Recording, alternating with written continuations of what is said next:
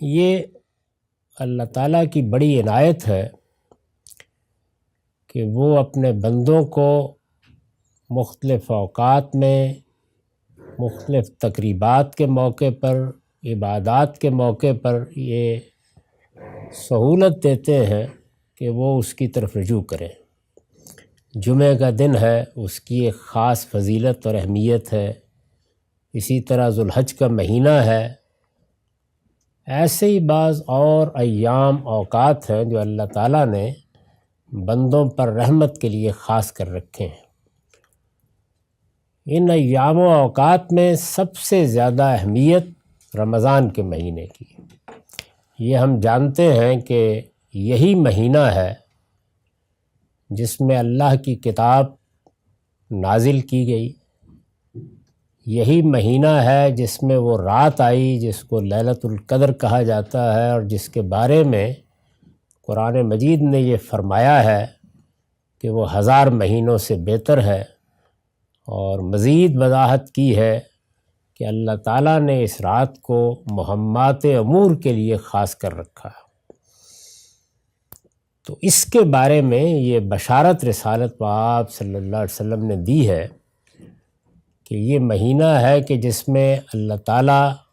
رحمت کے لیے، عنایت کے لیے، جنت کی طرف دعوت کے لیے اپنے بندوں کو مواقع فراہم کرتے ہیں۔ آگے کی روایتوں سے واضح ہوگا کہ خود اللہ تعالیٰ کی طرف سے اس میں کیا اہتمام کیا جاتا ہے،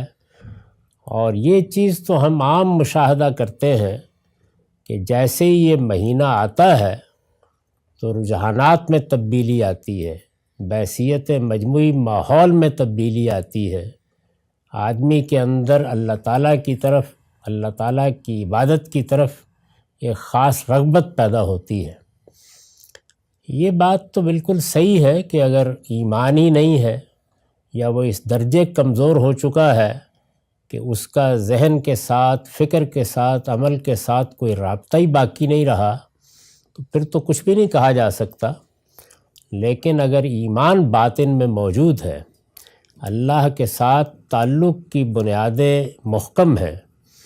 اور بندہ غلطیاں کرتا ہے، کوتاہیاں کرتا ہے، عبادت کے معاملے میں بعض اوقات سستی یا غفلت دکھاتا ہے، تو اللہ کی عنایت سے وہ ایمان کی جو چنگاری اندر موجود ہے وہ اس مہینے میں بھڑک اٹھتی ہے۔ وہ بیج جو پروردگار نے ہمارے اندر ڈال رکھا ہے، اگر اس کی کچھ بھی نشو و نما کی گئی ہے تو وہ اس میں برگ و بار لے آتا ہے۔ چنانچہ اسی حقیقت کو بیان فرمایا ہے کہ جب یہ مہینہ آ جاتا ہے، اس کی ابتدا ہو جاتی ہے، تو اللہ تعالیٰ کی طرف سے اب رحمت ہی رحمت ہوتی ہے۔ اللہ تعالیٰ چاہتے ہیں کہ لوگ زیادہ سے زیادہ ان کی جنت کے لیے اپنے آپ کو منتخب کرانے میں کامیاب ہوں، اور یہ بات بارہا بتائی جا چکی ہے، اور قرآن مجید بھی اس کو جگہ جگہ واضح کرتا ہے، روایتوں میں بھی سامنے آئے گی کہ اصلی چیز جو بندوں سے مطلوب ہے وہ اس کے سوا کچھ نہیں کہ وہ اپنے پروردگار کی معرفت حاصل کریں، یہ بات سمجھیں، اس حقیقت کو پہچانیں کہ اس کائنات کا خالق کیا صفات، کیا سنن رکھتا ہے، ہم بندوں سے اس کے مطالبات کیا ہیں، اور اس نے ہمارے لیے آگے کی دنیا میں جو کچھ فراہم کر رکھا ہے اس کو پانے کے لیے ہمیں کیا کرنا ہے۔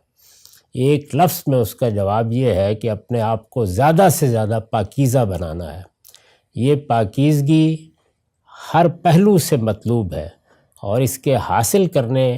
میں سب سے زیادہ کردار اللہ کی عبادت، اللہ کی بندگی، اللہ تعالیٰ کے ساتھ اپنے عہد کی یاد دہانی میں ہوتا ہے۔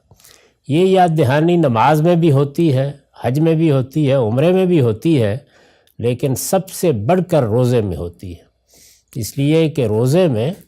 وہ جبلتیں جو اندر سے زور کرتی ہیں اور آدمی اس کا مقابلہ کرتا ہے، وہ جبلتیں ہیں کہ جن پر پابندی لگا دی جاتی ہے۔ اس کا نتیجہ یہ نکلتا ہے کہ پھر بندہ اطاعت کی نفسی کیفیت میں آ جاتا ہے۔ تو اس کو بیان فرمایا ہے۔ اس میں جو خاص چیز ہے وہ یہ ہے کہ اللہ رحمت کے دروازے کھولتا ہے، جنت کے دروازے کھولتا ہے، جہنم کے دروازے بند کرتا ہے، گویا بندوں کے لیے اس میں عنایت، بخشش، مغفرتی کا موقع ہوتا ہے، اور شیاطین کو بھی جکڑ دیا جاتا ہے، یعنی ان پر بھی بیڑیاں ڈال دی جاتی ہیں۔ یہاں تو یہ وضاحت نہیں ہوئی، لیکن آگے روایتوں میں یہ بات واضح ہو جائے گی کہ اس سے مراد مردۃ الجن ہے، یعنی سرکش جن۔ ظاہر ہے کہ ہمارے ہی ساتھ ایک دوسری مخلوق قرآن مجید نے بتایا ہے دنیا میں موجود ہے، اور وہ مخلوق ہے کہ جس کو اللہ تعالیٰ نے آگ سے پیدا کیا ہے۔ یہ بھی ہے کہ ہم ان کو دیکھ نہیں سکتے۔ یہ بات بھی قرآن مجید نے واضح کی ہے کہ جس طرح ہمیں ارادہ و اختیار دیا گیا ان کو بھی دیا گیا ہے، اور یہ حقیقت بھی قرآن سے معلوم ہو جاتی ہے کہ ان میں نیکوکار ہیں، ان میں خدا کی بندگی کرنے والے ہیں، خدا کے رسولوں پر ایمان لانے والے ہیں، لیکن کچھ سرکش جن بھی ہیں، اور یہی ہے کہ جو ابلیس کی ذریت بن کے بندوں کو گمراہ کرتے ہیں۔ گمراہی کے لیے اللہ کا قانون جو قرآن مجید میں بیان ہوا ہے وہ یہ ہے کہ انسان کے اندر جو برائی کا شعور دیا گیا ہے، انسان جب اس شعور کے باوجود برائی کی طرف لپکتا ہے، بار بار کی تنبیہ کے باوصف برائی کو چھوڑنے کے لیے آمادہ نہیں ہوتا، تو ایک وقت ایسا آ جاتا ہے کہ پھر شیاطین کو بھی در اندازی کا موقع دے دیا جاتا ہے۔ وہ وسوسے ڈالتے ہیں، رغبت دلاتے ہیں، صحیح راستے سے ہٹاتے ہیں۔ تو انسان کے اپنے اندر جو داعیات موجود ہیں وہ تو رمضان میں بھی اسی طرح کام کرتے ہیں۔ برائی کے لیے ہمارے نفس میں جو ترغیب رکھی گئی ہے وہ بھی اپنا کام کر رہی ہوتی ہے۔ ہمارے ارادہ و اختیار میں جو ذوف ہوتا ہے وہ بھی بارہا غلط نتائج تک ہمیں لے جاتا ہے، لیکن شیاطین جن کی طرف سے جو وسوسے ڈالے جاتے ہیں، اللہ تعالیٰ یہ عنایت فرماتے ہیں کہ ان کو روک دیتے ہیں، یعنی ان کے لیے جو موقع دیا گیا ہے کہ وہ انسان کو گمراہ کریں یا اس کے دل میں کچھ باتیں ڈالیں یا اس کو کوئی غلط راستے دکھائیں، تو ان پر پہرے لگا دیے جاتے ہیں یا ان کے پاؤں میں بیڑیاں ڈال دی جاتی ہیں۔ اس کا نتیجہ یہ نکلتا ہے کہ اس دنیا کے اندر انسان جو کچھ بھی غلطی کوتاہی کرتا ہے یا گناہ کرتا ہے یا سرکشی اختیار کرتا ہے، تو اس کے داعیات میں ایک بہت بڑی قوت وہ اپنی طاقت سے محروم ہو جاتی ہے۔ تو یہ اللہ کی بڑی عنایت ہے، اور یہ عنایت اس لیے کی گئی ہے کہ اگر سال کے 11 مہینوں میں بندوں سے کوئی بڑی غلطی ہوئی بھی ہے یا ان میں غفلت درائی ہے یا وہ صحیح راستے کو چھوڑ بیٹھے ہیں، تو کم سے کم اس مہینے میں انہیں موقع مل جائے کہ وہ اپنے پروردگار کی طرف لوٹیں اور اس کی رحمت اور اس کی عنایت کو حاصل کرنے کی کوشش کریں۔ وعن سہل بن سعد قال قال رسول اللہ صلی اللہ علیہ وسلم فی الجنت 8 ابواب منہا باب یسمی الریان لا يدخلہ الا الصائمون۔ سہل بن سعد کہتے ہیں کہ رسول اللہ صلی اللہ علیہ وسلم نے فرمایا جنت کے 8 دروازے ہیں، ان میں سے ایک دروازے کا نام ریان ہے، اس میں صرف روزے دار ہی داخل ہوں گے۔ جنت کے 8 دروازے ہیں، یہ انسانی فطرت کے لحاظ سے اہتمام کیا گیا ہے، یعنی انسان جن چیزوں کو اس دنیا میں اختیار کرتا ہے ان میں اس کے رجحانات، اس کی افتاد طبع بہت کچھ کردار ادا کرتی ہے۔ بعض لوگوں کو دیکھیں گے کہ وہ باہمی اخلاق میں بہت بلند مرتبے پر فائز ہوں گے، لیکن عبادات کا زیادہ رجحان نہیں ہوگا۔ جب یہ کہا جاتا ہے کہ زیادہ رجحان نہیں ہوگا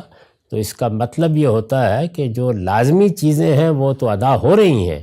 لیکن یہ کہ آدمی نوافل کا اہتمام کرے، زیادہ سے زیادہ نماز پڑھے، روزے رکھے یا اور اس طرح کے نیکی کے کام کرے جو اللہ کے تعلق سے ہمارے لیے مشروع کیے گئے ہیں، اس میں رجحان زیادہ نہیں ہوتا۔ اسی طرح بعض لوگ ہیں کہ عبادات میں سے کسی خاص عبادت کی طرف وہ زیادہ مائل ہوتے ہیں، یعنی کوئی نماز پڑھنے کی طرف، کوئی روزے رکھنے کی طرف، کوئی حج کی طرف، کوئی عمرے کی طرف۔ اسی طرح سے ہم یہ دیکھتے ہیں کہ بعض لوگوں کے ہاں عبادت میں سے بھی بعض چیزیں زیادہ محبوب ہو جاتی ہیں۔ کئی لوگوں کو آپ دیکھیں گے کہ وہ کہیں گے کہ سجدے میں بہت لذت آتی ہے، کچھ کہیں گے کہ بس بیٹھ کے دعا کرتے رہیں، اللہ تعالیٰ سے مناجات کرتے رہیں، اس سے بہت تسکین ہوتی ہے۔ تو اس طرح گویا انسانوں کے رجحانات ان کی افتاد تباہ ہے، جس کی بنیاد پر جب جنت کا فیصلہ ہو جائے گا، فیصلے کی بنیاد تو سادہ اور واضح باتیں ہیں، لیکن اب کسی کا روزے رکھنے کا زیادہ رجحان تھا، کسی کا نماز کی طرف زیادہ تعلق تھا،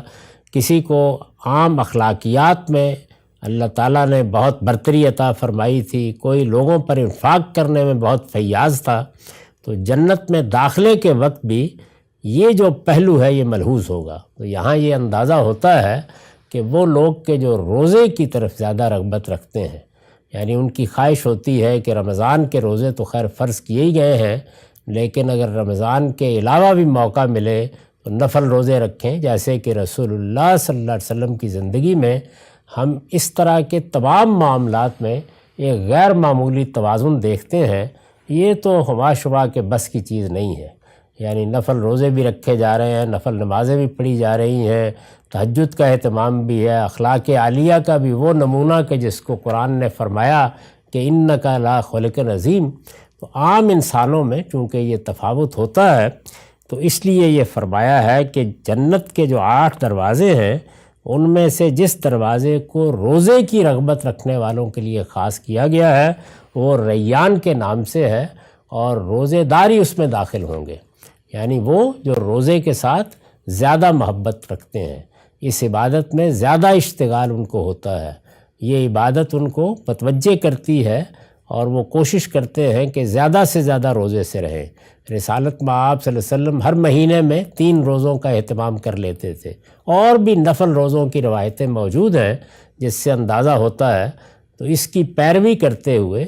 رسول اللہ صلی اللہ علیہ وسلم کے ماننے والوں میں بھی یہ رجحانات مختلف صورتوں میں نظر آتے ہیں۔ تو یہاں یہ بشارت دی ہے کہ لا يدخلہ الا الصائمون،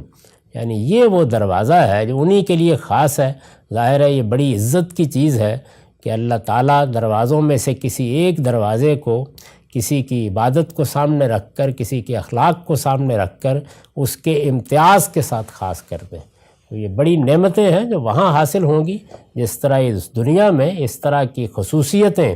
انسان اپنے لیے عزت کی چیز سمجھتا ہے، تو جنت میں بھی ان کو پانے کی جدوجہد کرنی چاہیے۔ وآخر دعوانا الحمدللہ رب العالمین۔